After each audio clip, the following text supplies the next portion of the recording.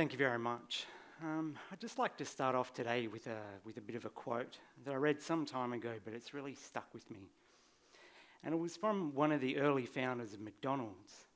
And in terms of the cooking process in the kitchen, he said that he wanted to make it easier to do it right than it is to do it wrong. And that's really important when you're asking 13-year-olds to make hamburgers. But no matter what work process or workflow you are designing, I think this idea equally applies. You want to make it easy for the field workers to collect the correct data. You want to make it easy for the data analysts to tell the story of the data and so they can present that story to the decision makers so they can make the right decision. And essentially that's what I want to talk to you about today, is my journey to use Survey 123 to try and make it easier to do it right. Hello, my name's Simon Chinnock, and I'm here today to present Switched On, throwing a light on ArcGIS mobile app workflows.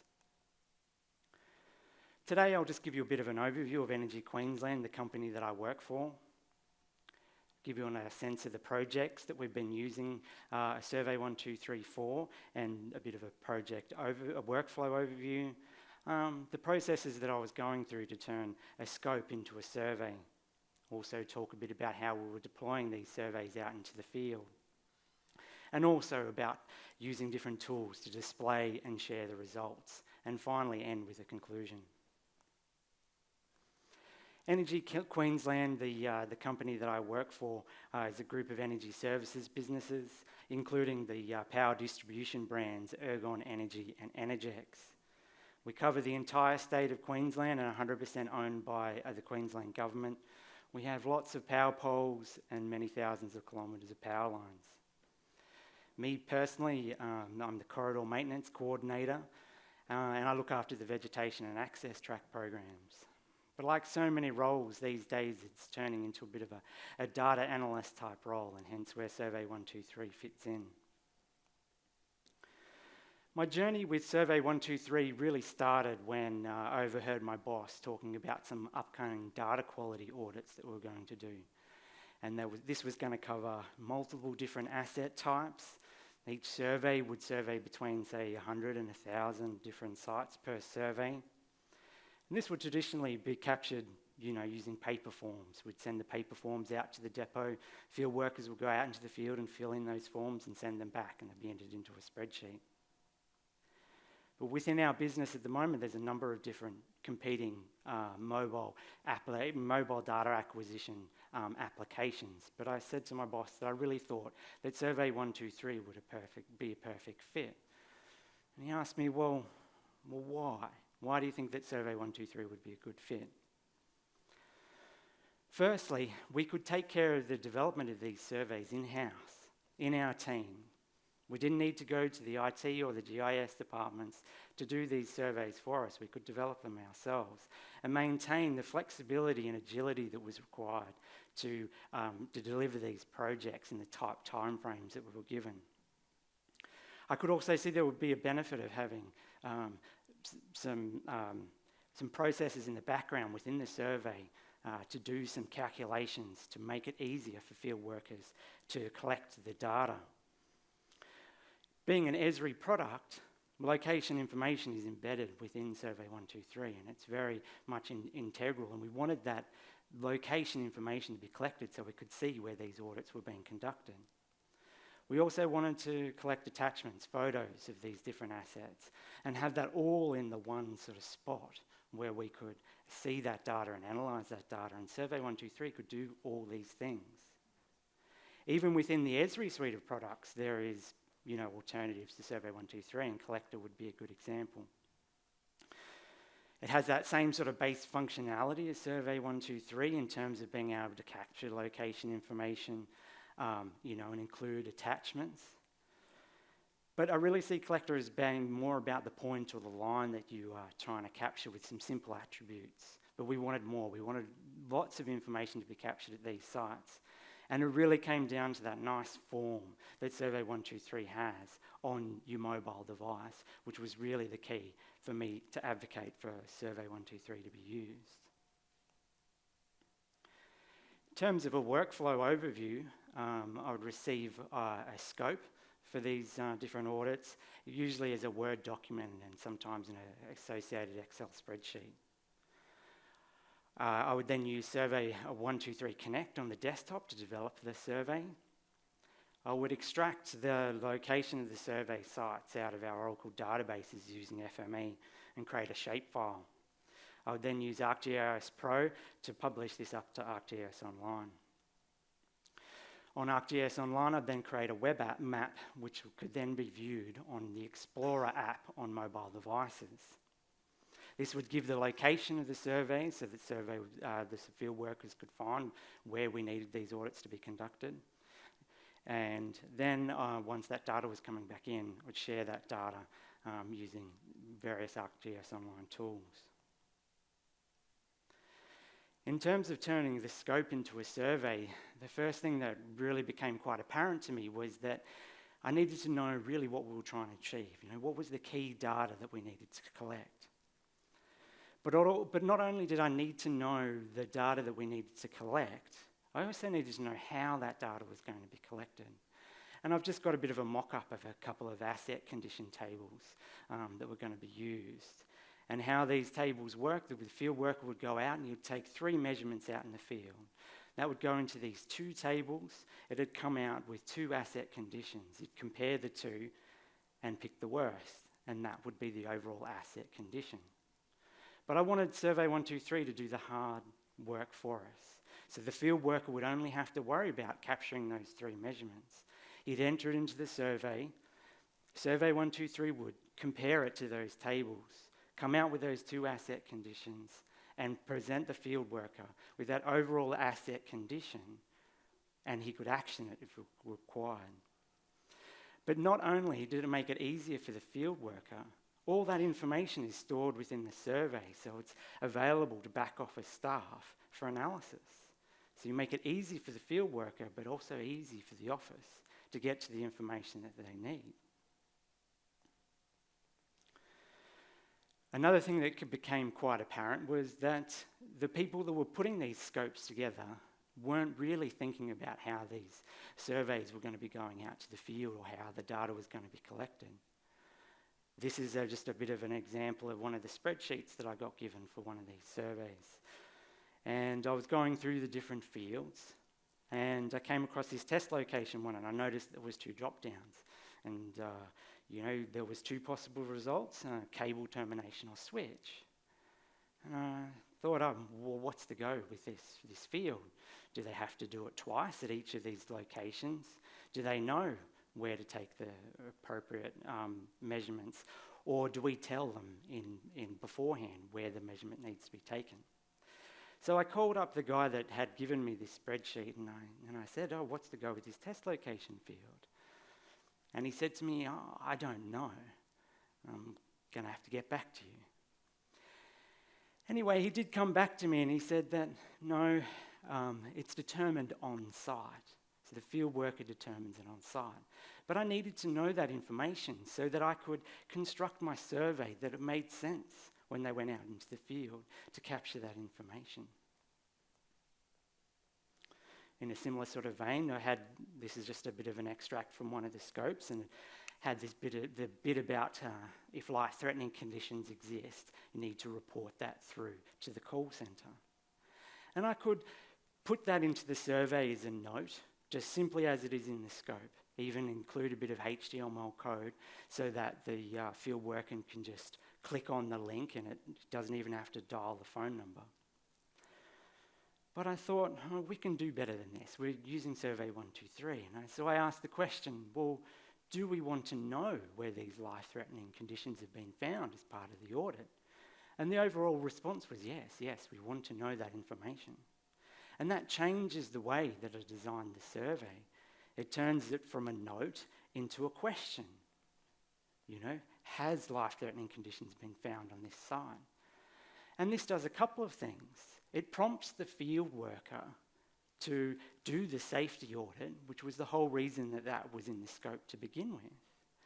But not only does it prompt the field worker, it then records that information for analysis back in the field. So making it easy for the field worker to do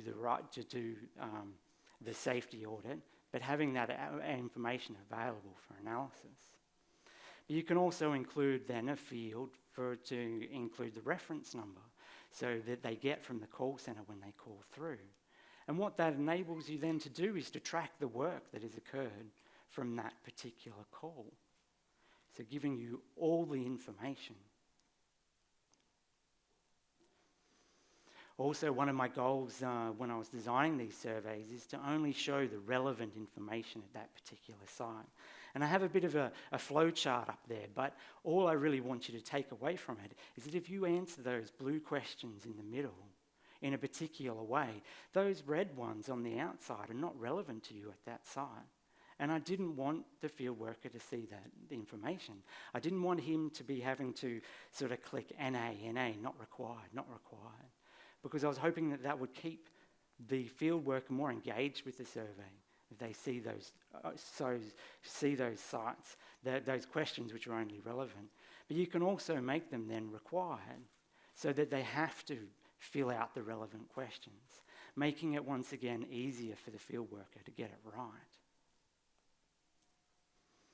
I'm sure that we, different projects that we've done, we've all experienced, scope creep.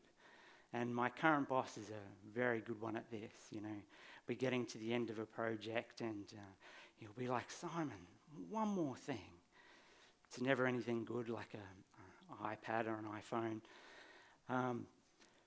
Good example of that was one of the questions in the survey was about, has this asset been removed from site? And he wanted me to include a comments field if they clicked yes, to answer why has that asset been removed from site. And I had to think about it, and I thought, well, is the field worker likely to know that information? No, they're not likely to know that information. What are we going to do with that information once it comes back? I don't know, I just want it in there. And it was quite clear that that question didn't really fit within the overall aims of the particular project. And it was only likely to sort of, create confusion or frustration for the field worker. And so I always encourage you to question that one more thing. In terms of deployment, we use the Explorer app, the web map that we could view on the Explorer app on the phone. And this does a number of things.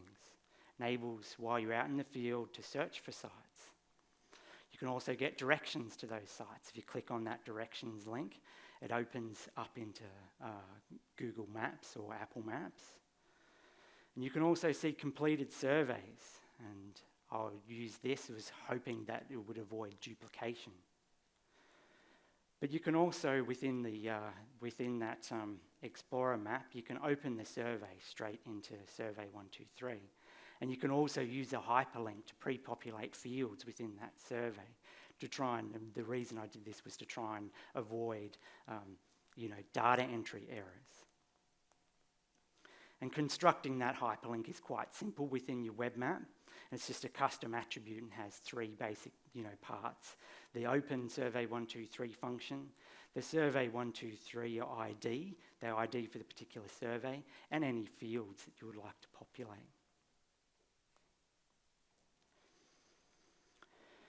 Whenever you put any of these surveys out into the field, there's always going to be things that happen that you don't anticipate. And one example was this. I got a call from one of the field workers, and he said to me, Simon, I'm doing all these surveys, but they're not appearing on the Explorer map. I said, okay, give me one of those site IDs, and I'll have a look. So I went and had a look, and it took me to where you can see that red arrow there. I was pretty sure he hadn't been there. Does anybody who can tell me where that is? 00. What had happened was that he hadn't enabled Survey 123 access to his location services. I hadn't anticipated that this was going to happen. It was part of the documentation that I'd put together, and I hadn't anticipated that people weren't going to do it. But luckily with Survey 123, there's multiple different ways you can handle things like this. For this particular example, one way that you could handle it, because there is more than one, is you could bring the geo point into the survey itself, make it required and read only. And that way, they can't submit the survey without location services being turned on, making it easier for them to get it right. It's also important to remember that not everything is within your control, and photo quality is a really good example of this. You're always going to have those thumb and pinky kind of pictures. And the other two sort of moonscapey looking pictures are supposed to be of pole identification discs on our power poles. There is a little disc screwed in which has some information about the pole. And we wanted to get them to collect these photos for data validation back in the office. But as you can see, you can't tell anything by those photos. But that comes back to deployment and, providing support, providing training. Not only providing training about, how to access the apps and how to use the maps, but also, why you're collecting the data, and then why data, especially photo quality, what is expected out of the photos and what you're going to use those photos for. But one of my colleagues also had a really good idea of including our contact details within the actual survey itself. Once again, using some HTML code to do an email and phone numbers. But that's putting our contact details in there was just making it easier, that much easier for them to reach out if they required support. They didn't even have to move away from the survey to get our contact details. But also, in terms of providing support, is this like an idea that I've kind of termed a field champion. And it's someone who is closer to the data collection, which can assist you in deployment. And that might be in forms of testing the survey, before it goes out to the broader team. And I've got quite good feedback and changed some of the surveys that I've developed based on feedback from my field champions. But they can also provide support to their colleagues, in terms of the use of these programs, because often people are more likely to go to someone that they know rather than someone they don't know for support. In terms of sharing the data, the first thing I found which was really good was just the Survey 123 website. And here you can get some simple statistics as your data is coming back in, some pre-populated graphs and charts depending on your data type. And it's just a good way of getting a feel for your data, perhaps before you have built any dashboards or web apps. And it's a really good place to export your data as well. But at some point in time, you're going to have to develop a more complicated dashboard. And this is just a really simple one that I developed quite early on, but it sort of can highlight some of my design principles. First of all, you've got your map. And, with all the points, and people love to see that map, even when it doesn't make sense to view the data in that way. They still love seeing all those points on the map. But research has shown that the top left-hand corner of your dashboard is your prime real estate. That's where people's eyes go to first when they open up the dashboard. So that's where you want to put your most important number. That's where you want to put your most important information. So if someone opens your dashboard and takes away one thing, it's that number. This example here was a sort of a progress type dashboard. And so I had just my total number of surveys completed because that was my one number. But yeah, then you can start to construct your other numbers and figures that you want to put on your dashboard. And one of the things that I did was using hidden fields within the survey. So questions that weren't sort of available to the field workers weren't seeing out in the field, but could be manipulated by office staff in the back office. And I was doing that to mark things like duplicate records or sites which required further action.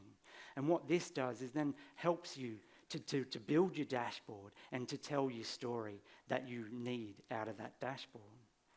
Another useful thing about Ops Dashboard is having dynamic filters, and the little pie chart down in the bottom corner is an example of that. And so by clicking on, further investigation within that pie chart, it just filters the data points on the map, making it easy for people to get to that data that they actually want. When I started off building these tools, I was probably a bit naive, and I thought, I build it and they will come.